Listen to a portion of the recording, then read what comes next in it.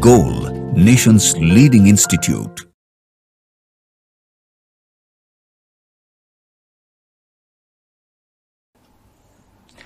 Hello dear students, आज हम लोग AITS फ्लैशबैक टेस्ट 2 का ऑर्गेनिक केमिस्ट्री का यहाँ पे सॉल्यूशन करेंगे।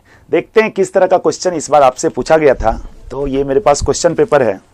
सेक्शन ए में देखें तो क्वेश्चन नंबर 52 से स्टार्ट है ऑर्गेनिक केमिस्ट्री का क्वेश्चन, और 52 में आपसे कहा गया है isobutyl is correctly represented by which of the following structures. Student simple सा ये क्वेश्चन है, आइसोब्यूटाइल कैसे लिखोगे? तो देखो C से 2 CH3 लगा दो टर्मिनल पे, ठीक है। इस यूनिट को रहने से हम कह पाएंगे कि ये आइसो है। और बेटा ब्यूटाइल है, इसका मतलब टोटल कार्बन कितना चाहिए? 4।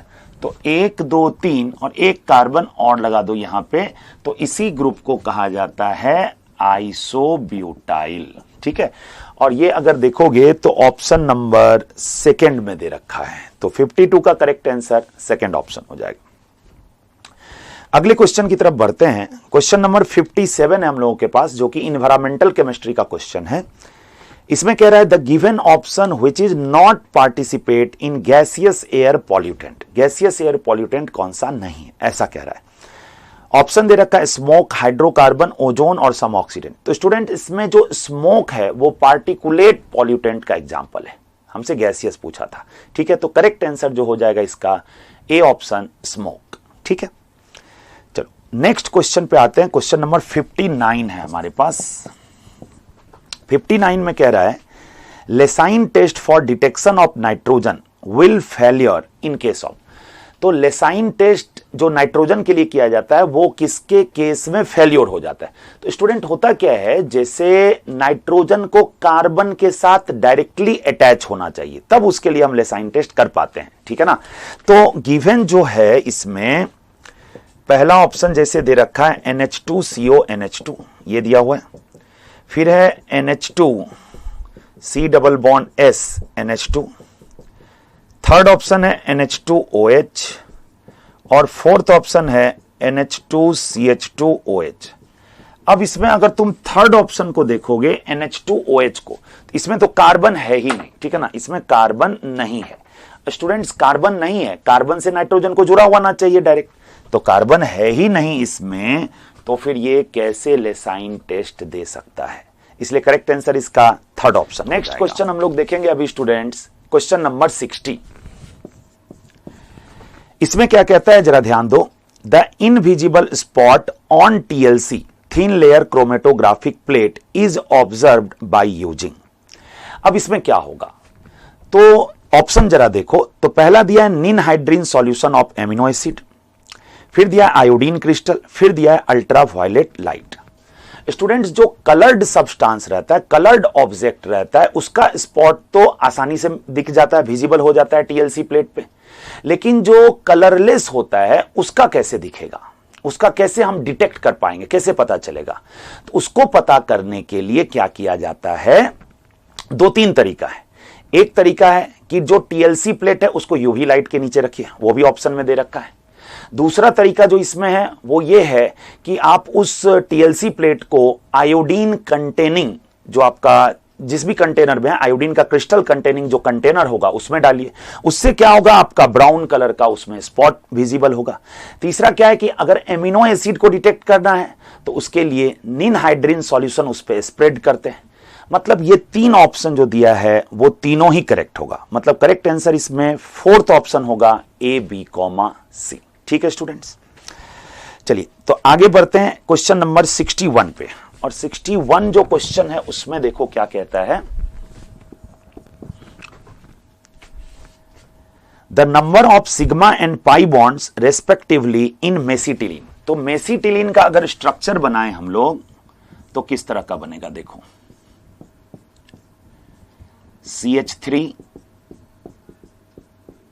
और फिर यहां भी CH3 और यहां भी CH3, मतलब 1,3 पाई पोजीशन पे CH3 और CH3 लगा दिए बेंजीन में, तो ये हो गया आपका क्या, मेसिटिलीन। अब इसमें हमको सिग्मा और पाई बॉन्ड काउंट करने के लिए बोला, तो बड़ा आसान सा है स्टूडेंट्स, H को नहीं भूलेंगे, हाइड्रोजन जो है उसको लिखना ही पड़ेगा हम लोगों को। तो ये देखिए हाइड्रोजन भी लिख लिया और जो बाकी का था। अब अगर काउंट करना चाहें तो देखो पहले रिंग का काउंट कर लेते हैं। तो 1 2 3 4 5 6 तो ये हो गया सिग्मा। इसके अलावा देखो यहीं शुरू करो, 7 8 9 10 11 12 13 14 15 16 17 18 19 20 और 21। तो सिग्मा बॉन्ड जो होगा इसमें वो होगा 21। और अगर पाई बॉन्ड के लिए देखें तो 1 2 और 3, तो नंबर ऑफ पाई बॉन्ड हो जाएगा 3। तो 21 सिग्मा एंड 3 पाई बॉन्ड। तो अगर ऑप्शन देखें इसका तो करेक्ट ऑप्शन हो जाएगा सेकेंड, 61 का सेकेंड। उसके बाद अगला क्वेश्चन है आपके पास क्वेश्चन नंबर 62। 62 में क्या कहता है, Among the given species, the total number of electrophile, मतलब जो कुछ स्पीसीज दे रखा है उसमें से इलेक्ट्रोफाइल कौन सा है। चलिए देखते हैं क्या क्या दे रखा है। SH माइनस, फिर दिया है BF3, फिर दिया है CH3 होल 3N, उसके बाद दिया है NH2 माइनस, उसके बाद दिया है C2H5O माइनस, फिर CH3C पे प्लस डबल बॉन्ड O। इसमें इलेक्ट्रोफाइल कौन सा है ये कह रहा है। तो ये तो निगेटिवली चार्ज है, ये नहीं होगा, ठीक है। BF3, यस BF3 होगा। बोरॉन के पास टोटल 6 इलेक्ट्रॉन है, तो इलेक्ट्रॉन डेफिशिएंट है, ये इलेक्ट्रोफाइल की तरह बिहेव करेगा। या नाइट्रोजन के पास लोन पेयर है, ये मेनली न्यूक्लियोफाइल की तरह बिहेव करता है, निगेटिवली चार्ज है, न्यूक्लियोफाइल की तरह बिहेव करेगा, निगेटिवली चार्ज है, न्यूक्लियोफाइल की तरह बिहेव करेगा। हम लोगों से इलेक्ट्रोफाइल पूछा। ये CH3CO+, ये फ्रीडल क्राफ्ट एसाइलेशन के केस में इलेक्ट्रोफाइल की तरह ये बिहेव करता है। तो टोटल इलेक्ट्रोफाइल इसमें कितना हुआ, एक BF3 और एक CH3CO+, इसका मतलब 2। तो अगर ऑप्शन देखें इसमें तो करेक्ट ऑप्शन सेकंड ऑप्शन, उसी में 2 लिखा हुआ है, वो हो जाएगा। ठीक है स्टूडेंट्स, चलिए आगे बढ़ते हैं, देखते हैं नेक्स्ट क्वेश्चन कौन सा है हम लोगों के पास। तो next question, question number 63, again hybridization का है, आसान सा क्वेश्चन है, देखते हैं क्या है।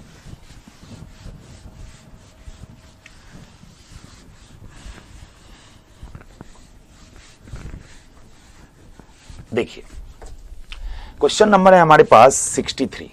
क्या कह रहा है 63 में, इन द ऑर्गेनिक कंपाउंड, एक कंपाउंड लिखा हुआ है, मैं लिखता हूं उस कंपाउंड को यहां पे, CH2 double bond CH, CH2 CH2 C triple bond CH।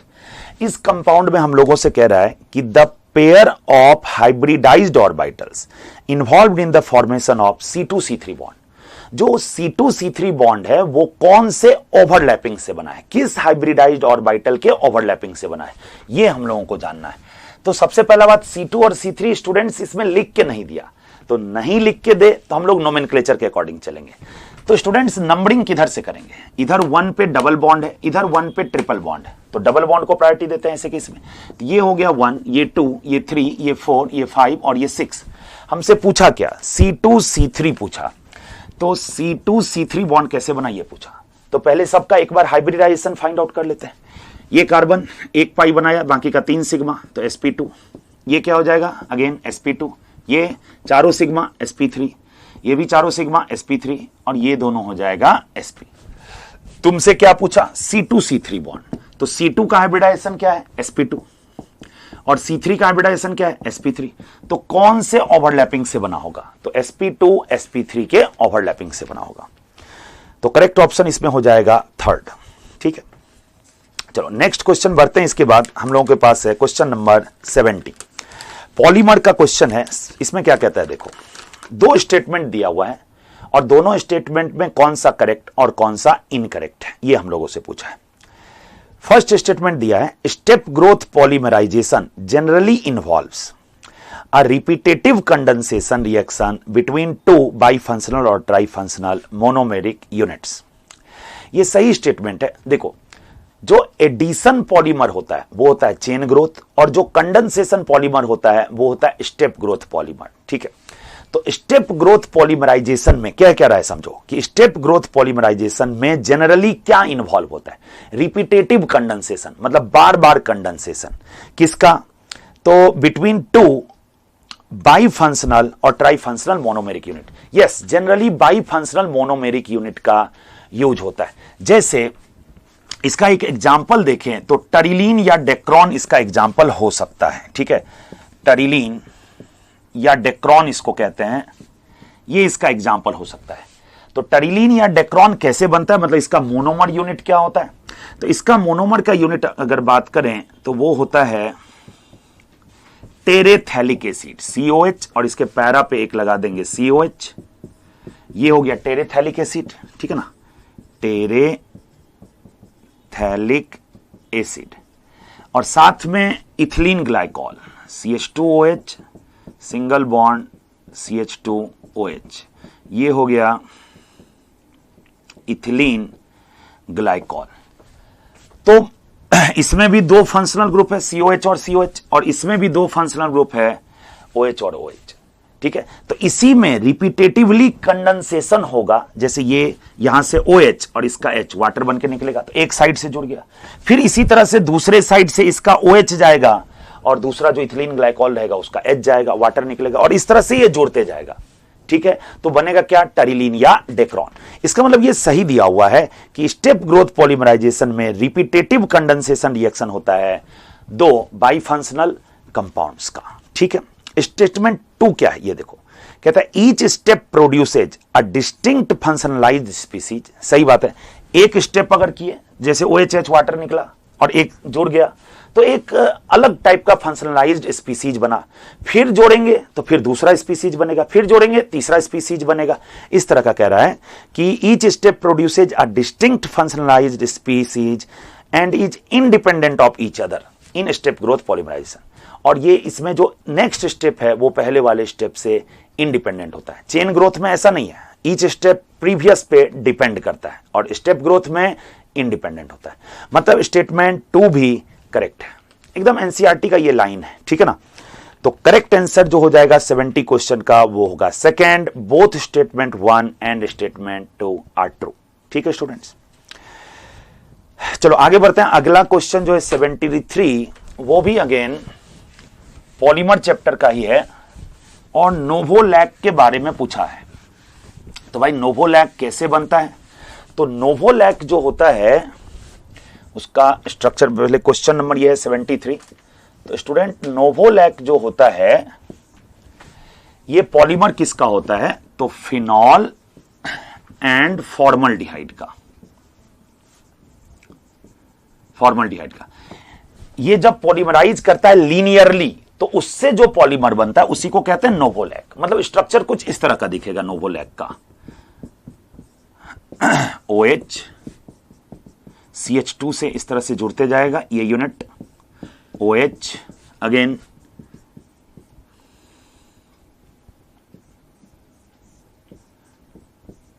OH, फिर यही यूनिट इधर और इधर लीनियरली इस तरह से रिपीट होते जाएगा। ठीक है ना, ये यूनिट लीनियरली जो है इस तरह से रिपीट होते जाएगा हॉलन। तो यही जो स्ट्रक्चर बना ये क्या बना स्टूडेंट? नोवोलैक का। ठीक है, अब यही नोवोलैक जब क्रॉस लिंक करता है, मतलब यही यूनिट फिर से आएगा, क्रॉस लिंक्ड होगा, ये इस ऐसे ही दूसरे यूनिट से जुड़ते जाएगा, तो जो बनेगा उसको कहते हैं बेकेलाइट। अब एक बार इस स्टेटमेंट को देखो क्या कह रहा है। कहता है novolac on heating with formaldehyde. ये जो नोवोलैक है इसको फॉर्मल्डिहाइड के साथ हीट करते हैं तो एक इनफ्यूजिबल सब्सटेंस बनता है, उसको क्या कहते हैं? ठीक है, तो क्वेश्चन का आंसर पहले समझो। क्वेश्चन कह रहा है novolac on heating with formaldehyde undergoes, तो अंडरगोज में क्या हो जाएगा? Cross linking. अभी बताया क्रॉस लिंक होगा और तब बेकेलाइट बनेगा। ठीक है, cross linking to form infusible solid mass called, उसका होगा जो फिल इन द ब्लैंक है उसमें होगा बेकेलाइट। तो बेकेलाइट कैसे होता है? ये जब फॉर्मल्डिहाइड के साथ रिएक्शन करेगा और क्रॉस लिंक्ड होगा, तो क्रॉस लिंक होके जो बेकेलाइट बनाता है उसका स्ट्रक्चर कुछ इस तरह का होता है बेकेलाइट का। देखो किस तरह से बना सकते हैं बेकेलाइट के स्ट्रक्चर को। OH OH, फिर से यहां भी, तो किस तरह से क्रॉस लिंक करके हम लोग बेकेलाइट का फॉर्मेशन करेंगे जरा देखो। इस तरह से जोड़ दिए रिंग को CH2 से, यहां से भी इस तरह से CH2 से जोड़ेंगे, इधर भी CH2 से जोड़ेंगे, यहां भी CH2 से जोड़ेंगे, और यहां भी CH2 से जोड़ेंगे। अब यही यूनिट रिपीट होते जाएगा और रिपीट होगा तो जो बनेगा ये नोवोलैक था इधर वाला, ये जो है ये क्या हो गया बेकेलाइट, ये हो गया बेकेलाइट। समझ में आ गया स्टूडेंट्स? तो आंसर इसका कौन सा ऑप्शन हो जाएगा? देखो थर्ड ऑप्शन, क्रॉस लिंकिंग और बेकेलाइट। ठीक है, चलिए आगे बढ़ते हैं अगले क्वेश्चन पे। और नेक्स्ट क्वेश्चन जो है वो है अब हमारे पास क्वेश्चन नंबर 80। 80 में कह रहा है identify the correct stability order. Correct stability order canonical structure दिया है और कैनोनिकल स्ट्रक्चर का स्टेबिलिटी का ऑर्डर हम लोगों से पूछा गया है। तो चलो देखते हैं क्या करेक्ट ऑर्डर होगा कैनोनिकल स्ट्रक्चर की स्टेबिलिटी का। तो क्या दिया है जरा ध्यान देना क्वेश्चन नंबर 80 में। CH2 double bond CH single bond COH, एक दिया हुआ है CH2 plus CH double bond C O पे माइनस और H, ऐसा दिया हुआ है। और एक और दिया है CH2 minus CH double bond C O पे प्लस और H, ऐसा दिया। और इन तीनों कैनोनिकल स्ट्रक्चर्स में स्टेबिलिटी का ऑर्डर पूछा गया है। तो कैसे फाइंड आउट करेंगे जरा ध्यान देना। इसमें अगर हम रेजोनेंस करना चाहें तो किस तरह से करेंगे? ये हेटेरोएटॉमिक मल्टीपल बॉन्ड है, इसको ब्रेक करके O पे माइनस और C पे प्लस लेंगे। O पे माइनस क्यों? क्योंकि ऑक्सीजन मोड इलेक्ट्रोनिगेटिव है, तो मोड इलेक्ट्रोनिगेटिव पे नेगेटिव चार्ज और लेस इलेक्ट्रोनिगेटिव पे पॉजिटिव चार्ज। तो जैसे इसका हम एक स्ट्रक्चर बनाए सपोज इस तरह से, CH2 double bond CH single bond C पे आ गया प्लस O पे माइनस और H। अब इसमें अगर रेजोनेंस कराएं तो पॉजिटिव सिग्मा पाई कंजुगेशन तो बन रहा है, ये इधर बॉन्ड की तरफ आके ओपन होगा। तो इसका जो कैनोनिकल स्ट्रक्चर बनेगा वो कैसा बनेगा? CH2 plus CH double bond C और ये O माइनस। और यही स्ट्रक्चर किसमें दे रखा है? ये वाला देखो, CH2 plus CH double bond C O पे माइनस और H, यही दे रखा। लेकिन ये जो थर्ड स्ट्रक्चर बनाया है स्टूडेंट्स, ये कैसे बनाया? सोचो ये कैसे बनाया होगा? ये जो लिखा हुआ है तीसरा वाला कैसे बना होगा?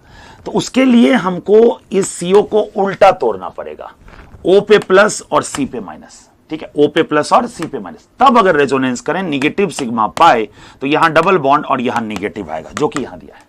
लेकिन स्टूडेंट्स अगर हम इसको उल्टा ब्रेक करते हैं O पे प्लस और C पे माइनस, तो वो स्ट्रक्चर हाईली अनस्टेबल होगा।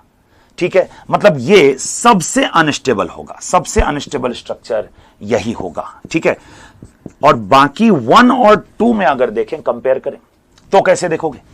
इसमें कोई भी चार्ज सेपरेशन नहीं है, कहीं भी कोई प्लस माइनस नहीं है, इसमें चार्ज सेपरेशन है। नंबर ऑफ पाई बॉन्ड इसमें कितना है? 1 और 1 2 पाई बॉन्ड है, इसमें नंबर ऑफ पाई बॉन्ड 1। तो ये भी हम लोग जानते हैं कि नंबर ऑफ कोवैलेंट बॉन्ड जितना ज्यादा होगा स्टेबिलिटी उतनी ज्यादा होगी। ठीक है, तो इसमें 2 पाई बॉन्ड है, इसमें 1 ही पाई बॉन्ड है, इसलिए इस वाले कैनोनिकल स्ट्रक्चर की स्टेबिलिटी ज्यादा होगी। और दूसरा चार्ज सेपरेशन से भी देख सकते हैं, इसमें कोई चार्ज सेपरेशन नहीं है, इसमें चार्ज सेपरेशन है, तो इसकी स्टेबिलिटी ज्यादा होगी। तो सबसे ज्यादा स्टेबल कौन हो गया स्टूडेंट? 1 के बाद आ जाएगा 2 और सबसे लास्ट में थर्ड क्यों आया? तो अभी मैं आपको बताया कि उसको उल्टा ब्रेक किया गया, O पे प्लस और C पे माइनस लिया गया, तो जो कि गलत है। ठीक है, चलिए तो ऑप्शन अगर मैच करोगे इसका तो 80 का ये थर्ड ऑप्शन में दे रखा है स्टेबिलिटी का ऑर्डर। ठीक है, चलिए नेक्स्ट क्वेश्चन है क्वेश्चन नंबर 84। और देखिए इसमें क्या कहता है, थ्योरेटिकल क्वेश्चन है, आप तुरंत समझ जाएंगे। देखिए मैं पढ़ता हूं question. If the attacking species is electron rich species है अटैकिंग स्पीसीज, तो मान लो तुम सबसे अच्छा न्यूक्लियोफाइल इलेक्ट्रॉन रिच स्पीसीज होता है।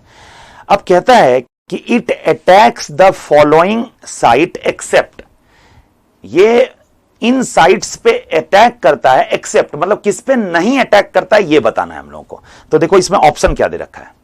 पहला option electron deficient portion of the molecule. अरे भाई न्यूक्लियोफाइल है, इलेक्ट्रॉन ज्यादा है उसके पास, तो ऑब्वियस सा बात है वो अटैक करेगा कहां? जहां इलेक्ट्रॉन की डेफिशिएंसी है, तो उस साइट पे तो अटैक करेगा ही करेगा। दूसरा है an atom with incomplete electron shell. अब एक एटम है जिसका ऑक्टेट कंप्लीट नहीं है, जैसे कार्बन पे प्लस है, ऑक्टेट कंप्लीट नहीं है, तो इलेक्ट्रॉन की डेफिशिएंसी है, उस पर भी अटैक करेगा। तीसरा है positive end of dipole in the molecule. तो किसी भी मॉलिक्यूल में जो डाइपोल बन रहा है, मान लो डेल प्लस डेल माइनस, तो न्यूक्लियोफाइल कहां अटैक करेगा? ऑब्वियस सा बात है, डेल प्लस वाले पार्ट में जहां थोड़ी डेफिशिएंसी है। और चौथा ऑप्शन दिया है pi electron in a double bond. Students, pi electron अगर होगा तो सी डबल बॉन्ड सी हुआ या सी ट्रिपल बॉन्ड सी हुआ।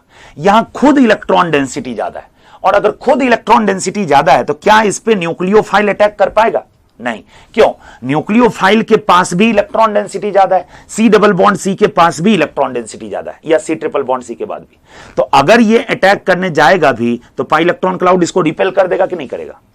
तो कहता है कहां अटैक नहीं करेगा ये, तो यही इसका करेक्ट ऑप्शन हो जाएगा, मतलब कि फोर्थ ऑप्शन। ठीक है स्टूडेंट्स, चलो आगे बढ़ते हैं। अब आते हैं सेक्शन बी में और देखते हैं सेक्शन बी में जो क्वेश्चन है वो कौन सा है।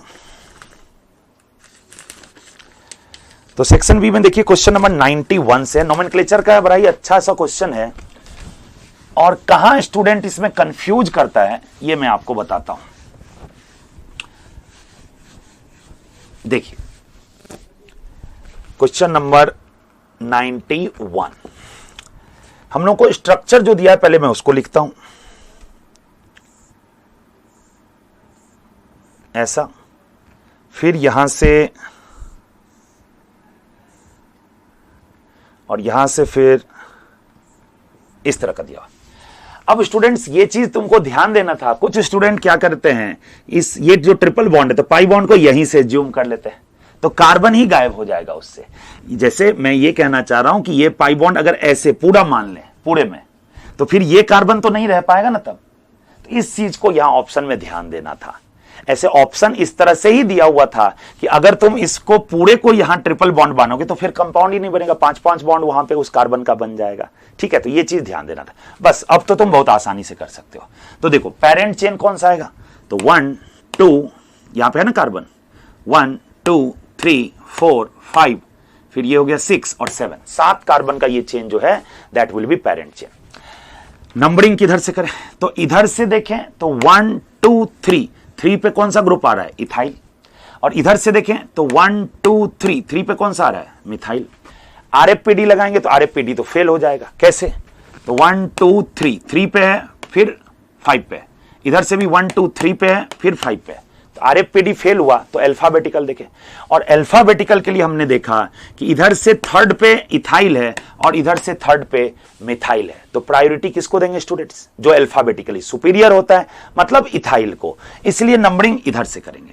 तो ये हो गया 1, ये 2, ये 3, ये 4, ये 5, ये 6 और ये 7, 7 कार्बन का जो ये चेन है ये पेरेंट चेन हो गया। अब इसका नेम अगर लिखें तो देखिए 3 पे आ गया इथाइल, 5 पे आ गया मिथाइल, सब्स्टिट्यूएंट का नाम पहले, तो 3 इथाइल, आगे लिखेंगे 5 मिथाइल, ठीक है। 7 कार्बन का है तो हेप्ट, तो हेप्ट नहीं लिख के अभी क्या लिखेंगे, हेप्टा, क्योंकि ट्रिपल बॉन्ड जो है वो रिपीट हो रहा है, हेप्टा। और कितने कितने पे आइन है, तो 1,6 डाई आइन, ये इसका करेक्ट आईयूपीएसी नेम हो जाएगा, जो कि कौन से ऑप्शन में दे रखा है, देखो 3 इथाइल 5 मिथाइल हेप्टा 1,6 डाई आइन। 91 का इसका मतलब थर्ड ऑप्शन हो जाएगा। ठीक है स्टूडेंट्स, चलो क्वेश्चन नंबर 92 जो है अगेन पॉलीमर का है। चलो देखते हैं इसका स्ट्रक्चर बना के।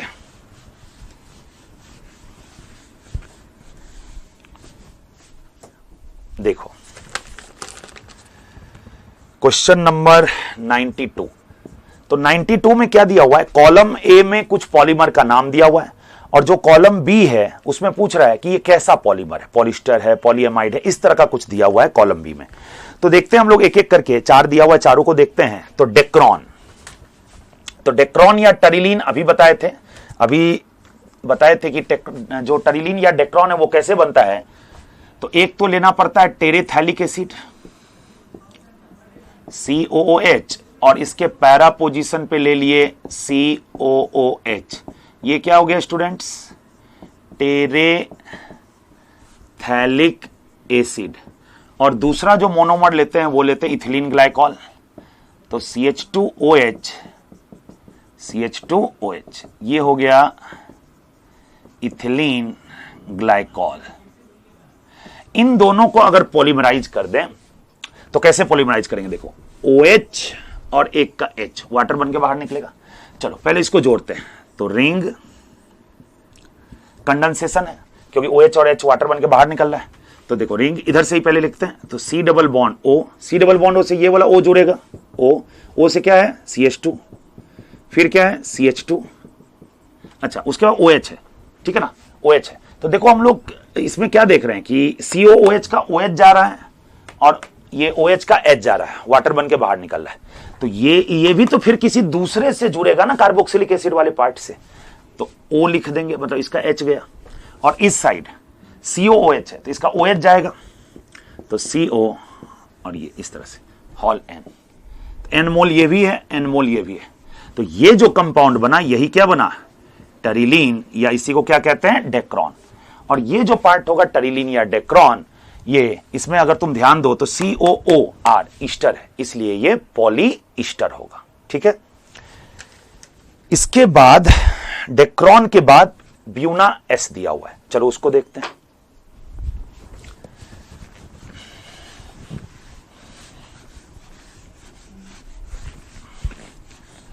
तो ब्यूना S को अगर देखें तो इसका जो मोनोमर होता है वो क्या होता है, तो देखो 1,3 ब्यूटाडाइन 4 कार्बन का बना है, यहां 1 और 3 पे डाइईन बना दिए।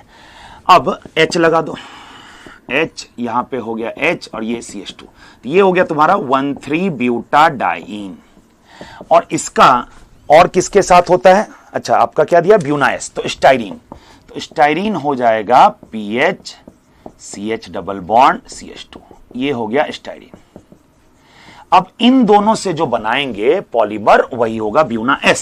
तो कैसे बनाते हैं, ये पाई को तोड़े, ये पाई को तोड़े, तो यहां डॉट और यहां डॉट रह जाएगा और इन दोनों पे जो डॉट आएगा वो डबल बॉन्ड बना लेगा।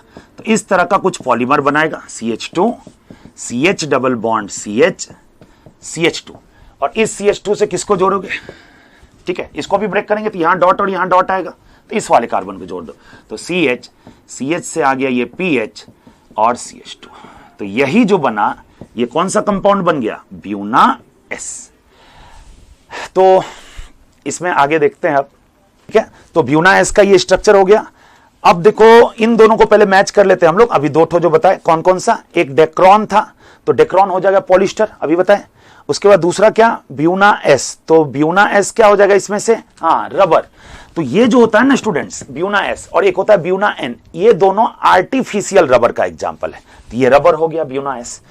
फिर दे रखा है तीसरा नाइलॉन 6, उसका भी मैं स्ट्रक्चर बना के बताता हूं नाइलॉन 6 का। तो स्टूडेंट्स नाइलॉन 6 का जो मोनोमर होता है ना वो होता है कैप्रोलैक्टम, ठीक है, कैप्रोलैक्टम। कैप्रोलैक्टम कैसे बनाओगे, 7 मेंबर का रिंग होता है इस तरह का, N लगा दो यहां पे H और यहां बगल में डबल बॉन्ड O लिख लो, ठीक है। यही जो स्ट्रक्चर है दिस इज कैप्रोलैक्टम। तो कैप्रोलैक्टम को वाटर के साथ अगर पॉलीमराइज कर दो, अप्रॉक्स 533 से 543 केल्विन अप्रॉक्स टेम्परेचर है, कोई एग्जैक्ट ऐसा याद रखने का उतना जरूरत भी नहीं है। तो इसी से बनता है नाइलॉन 6। लिखने का बड़ा आसान सा तरीका मैं बता रहा हूं, नाइलॉन 6 का स्ट्रक्चर, यहां से बॉन्ड को ब्रेक कर दो, एक साइड NH ऐसे लिख दो NH, ठीक है। उसके बाद कितना कार्बन है, 1 2 3 4 5, तो 5 कार्बन है, तो CH2 का हॉल 5। फिर क्या स्टूडेंट, CO, एक साइड इस CO वाले यूनिट से इधर से जुड़ेगा, एक साइड इधर से, ठीक है। अब NH फिर किसी CO से जुड़ेगा, CO फिर किसी अपना NH से जुड़ेगा। इसका मतलब ये जो बनेगा, इसको अगर देखो तो एक ऑप्शन पॉलीएमाइड है, तो बिल्कुल ये पॉलीएमाइड में हो जाएगा नाइलॉन 6, ठीक है। और एक दिया नोवोलैक, तो नोवोलैक तो अभी बताए थे थोड़ी देर पहले एक क्वेश्चन में, तो नोवोलैक जो हो जाएगा वो इसमें किससे मिलाएंगे, तो लीनियर पॉलीमर से था ना, क्योंकि नोवोलैक को जब फॉर्मल्डिहाइड के साथ क्रॉस लिंक होता था तो फिर बेकेलाइट बनता था, तो नोवोलैक तो लीनियर पॉलीमर होगा ना, ठीक है। तो अब अगर ऑप्शन को मैच करो तो थर्ड ऑप्शन जो है ये इसका सबसे सुटेबल आंसर हो जाएगा, करेक्ट आंसर होगा, ठीक है स्टूडेंट्स। चलिए आगे बढ़ते हैं, अगला क्वेश्चन है क्वेश्चन नंबर 93, उसको देखते हैं। चलिए क्वेश्चन नंबर 93 क्या कहता है 93 में, select correct order of stability of given reaction intermediate. तो कुछ कार्बोकेटाइंस दे रखा है और उन कार्बोकेटाइंस की स्टेबिलिटी का ऑर्डर पूछता है। तो मैं कार्बोकेटाइन थोड़ा ड्रॉ करता हूं यहां पे और आपको समझाता हूं कि कैसे स्टेबिलिटी का ये ऑर्डर होगा। CH2 प्लस दिया हुआ है और यहां CH3 दे रखा है। फिर से यहां CH2 प्लस और यहां C2H5 दिया हुआ है। 4 कंपाउंड टोटल बनाया गया इसमें। फिर से CH2 प्लस और यहां CH और CH से 2 CH3 दिया हुआ है। एक और दिया हुआ है देखो, CH2 प्लस और C से 3 CH3 यहां पे अटैच किया हुआ है। तो सभी में कार्बोकेटाइंस है और इन कार्बोकेटाइंस का स्टेबिलिटी देखना है। पैरा पे क्या जुड़ा हुआ है? CH3। अब यहां पे स्टूडेंट्स दिक्कत क्या होता है, कुछ स्टूडेंट्स को समझो जरा कि वो CH3 का प्लस आई ले लेते हैं, इसका भी प्लस आई प्लस आई प्लस आई और आंसर बोल देते हैं 4 3 2 1। लेकिन ऐसा नहीं है स्टूडेंट्स। हाइपर कंजुगेशन और इंडक्टिव ये दोनों ही इफेक्ट शो करता है एल्काइल ग्रुप, और डोमिनेटिंग इफेक्ट जैसा कि तुमको पता है हाइपर कंजुगेशन होता है। तो ये जो CH3 है ये हाइपर कंजुगेशन से डोनेट किया, और कितना हाइपर कंजुगेबल हाइड्रोजन है? 3। पैरा पोजीशन पे है तो कंजुगेशन में रहेगा, 3 हाइपर कंजुगेबल है। यहां 2 हाइपर कंजुगेबल हाइड्रोजन है, ये भी प्लस H से दिया और 2 अल्फा H, ये भी प्लस H से दिया और इस कार्बन पे कितना हाइड्रोजन है? 1, तो 1 अल्फा H। मान लो तुमको लगे कि ये हाइपर कंजुगेबल हाइड्रोजन कैसे हुआ, तो तुम कंजुगेशन करके भी देख सकते हो। पॉजिटिव सिग्मा पाई सिग्मा, इस कार्बन पे 1 हाइड्रोजन है तो हाइपर कंजुगेबल हाइड्रोजन 1 हुआ। लेकिन स्टूडेंट इस कार्बन पे कोई हाइपर कंजुगेबल हाइड्रोजन नहीं है, तो ये किससे देगा? प्लस आई से देगा। तो ये दिया हाइपर कंजुगेशन, ये भी हाइपर कंजुगेशन और ये प्लस आई, तो डोमिनेटिंग कौन होगा? Hyper conjugation. अब इन तीनों में हाइपर कंजुगेशन से दिया तो जिसमें ज्यादा हाइपर कंजुगेबल हाइड्रोजन होगा उस कार्बोकेटाइन की स्टेबिलिटी ज्यादा होगी। तो आंसर क्या होगा स्टेबिलिटी का? सबसे ज्यादा 1, फिर 2, फिर 3 और उसके बाद 4। यही इसकी स्टेबिलिटी का ऑर्डर हो जाएगा। ठीक है स्टूडेंट्स, चलो आगे बढ़ते हैं क्वेश्चन नंबर 94 पे। ये भी अच्छा क्वेश्चन है, देखते हैं क्या है 94 में।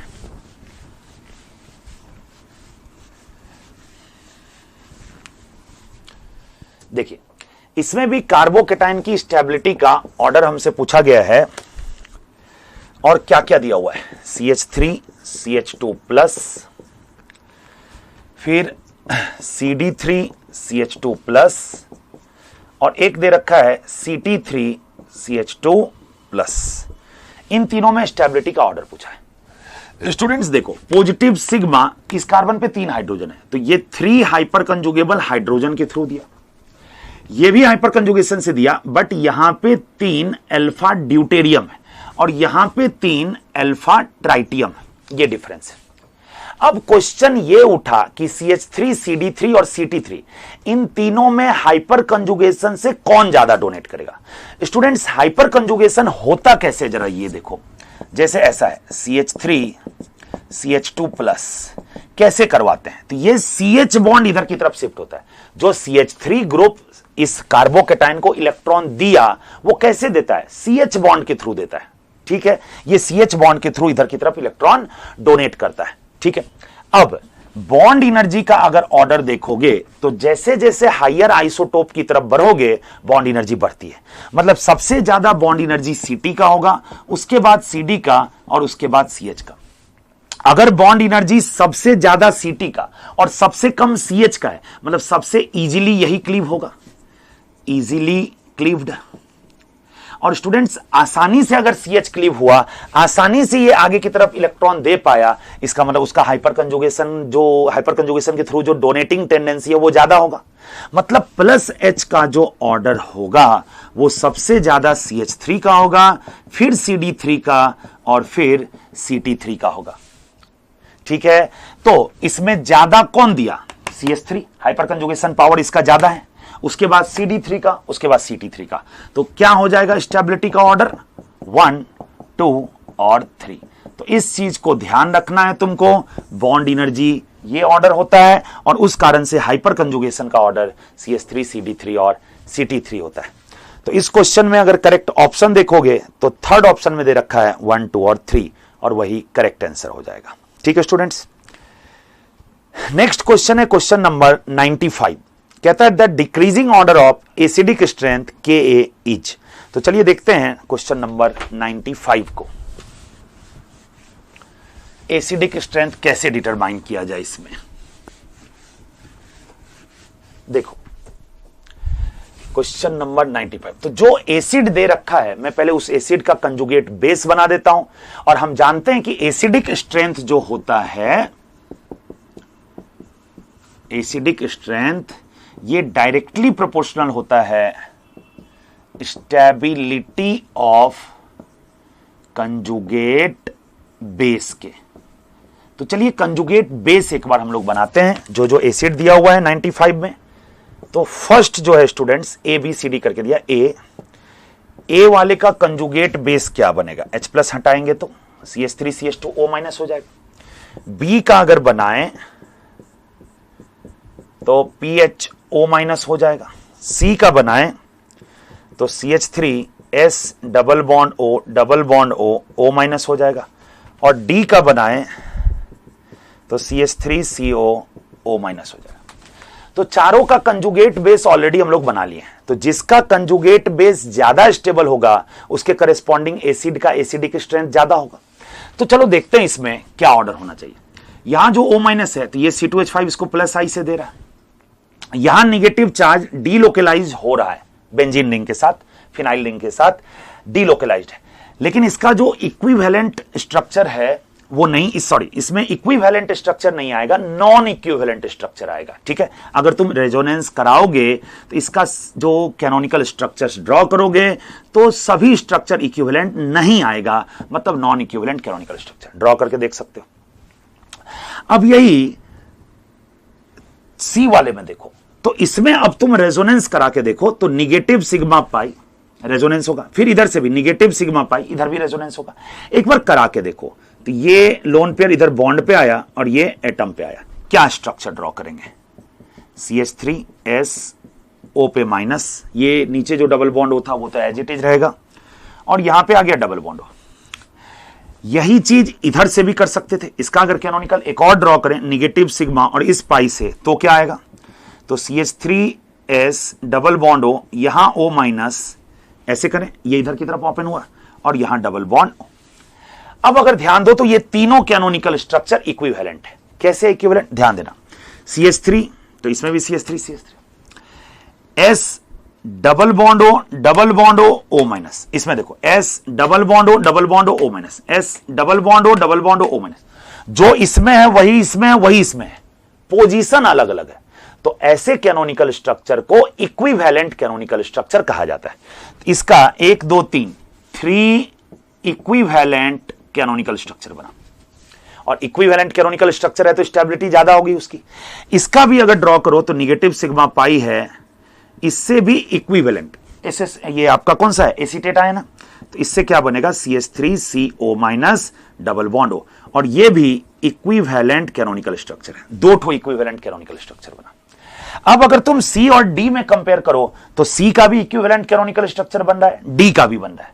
C का 3 इक्विवेलेंट कैनोनिकल स्ट्रक्चर है और D का 2 इक्विवेलेंट कैनोनिकल स्ट्रक्चर है। तो किसकी स्टेबिलिटी ज्यादा होगी, C वाले की, उसके बाद D की।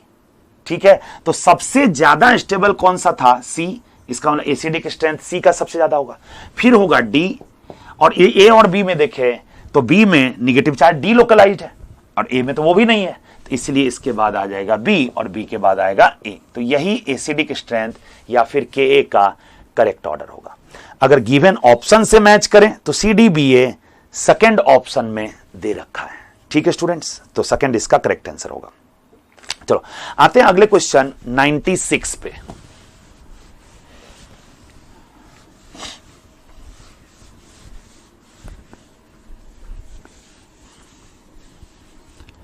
तो क्वेश्चन नंबर 96 क्या कहता है जरा देखेंगे।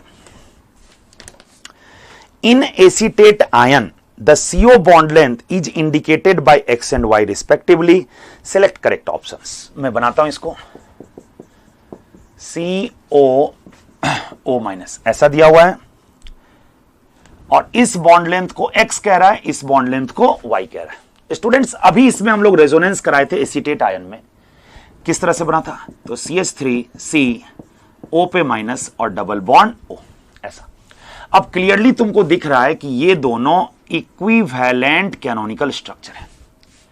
इक्विवेलेंट कैनोनिकल स्ट्रक्चर होने का मतलब हुआ कि यहां जितना डबल बॉन्ड का कैरेक्टर होगा यहां भी उतना ही डबल बॉन्ड का कैरेक्टर होगा। अरे हाइब्रिड में जितना इस स्ट्रक्चर का कंट्रीब्यूशन होगा उतना इस स्ट्रक्चर का कंट्रीब्यूशन होगा, और इस वाले स्ट्रक्चर में, पहले वाले स्ट्रक्चर में डबल बॉन्ड यहां पे है और दूसरे वाले में डबल बॉन्ड यहां है, और ये दोनों की स्टेबिलिटी बराबर है। तो हाइब्रिड में जितना इसका कंट्रीब्यूशन उतना इसका कंट्रीब्यूशन, मतलब जितना डबल बॉन्ड का कैरेक्टर इस वाले पोजीशन पे आएगा उतना ही डबल बॉन्ड का कैरेक्टर इस वाले पोजीशन पे आएगा। तो दोनों जगह डबल बॉन्ड का कैरेक्टर इक्वल होगा। और स्टूडेंट्स अगर दोनों पोजीशन पे जहां x और y लिखा गया है डबल बॉन्ड का कैरेक्टर सेम है, इसका मतलब बॉन्ड लेंथ क्या होगा, सेम। तो हम क्या कह सकते हैं यहां x इक्वल टू y, ऐसा कह सकते हैं। तो गिवन ऑप्शन अगर देखोगे तो थर्ड ऑप्शन इसका करेक्ट होगा, x इक्वल टू y। तो यही था ऑर्गेनिक केमिस्ट्री का क्वेश्चंस, और तो इसमें ऑर्गेनिक का नहीं है। ठीक है स्टूडेंट्स, तो मैं होप करता हूं कि आपको अच्छे से सब कुछ समझ में आया होगा। आपका नीट का डेट भी आ गया है, अच्छे से तैयारी करेंगे। Thank you.